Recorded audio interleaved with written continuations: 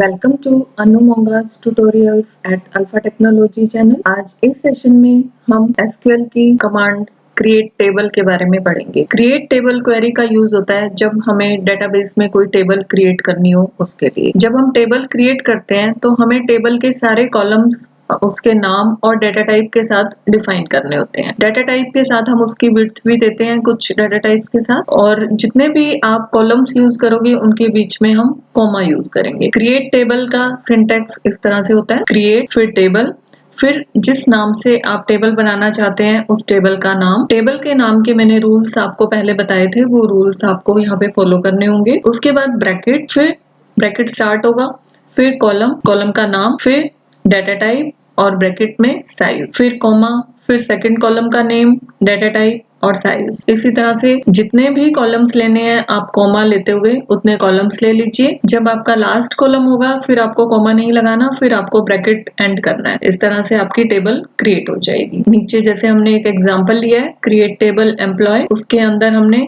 EMP number, name, joining date, salary, division और department, ये columns लिए हैं और उनके साथ उनके डेटा टाइप डिफाइन किए। अभी मैं एक प्रैक्टिकल एग्जांपल के थ्रू आपको ये बताऊंगी कि कैसे डेटाबेस में टेबल क्रिएट की जाती है। ये हमारा ओरेकल का डेटाबेस एक्सप्रेस एडिशन है। इसमें हम एसक्यूएल की जो डिफरेंट क्वेरीज हैं उनको एग्जीक्यूट करके देखेंगे। जो ये ऊपर वाला सेक्शन है, यहाँ पर हम क्वेरी या कमांड लिखते हैं।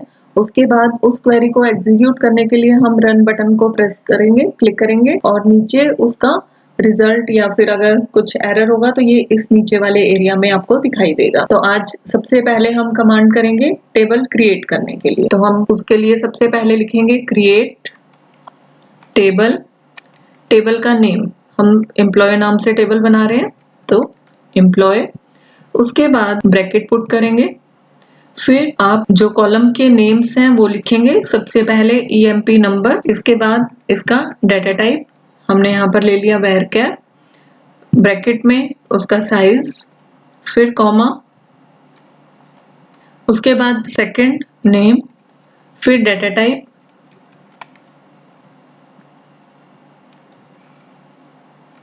फिर कॉमा, फिर नेक्स्ट ज्वाइन डेट, इसका हम डेटा टाइप ले लेते हैं डेट, फिर कॉमा, फिर नेक्स्ट सैलरी, सैलरी हम नंबर फॉर्म में लेंगे तो यहाँ पे नंबर और ब्रैकेट में 10 दे देते हैं, फिर कॉमा, फिर डिवीजन,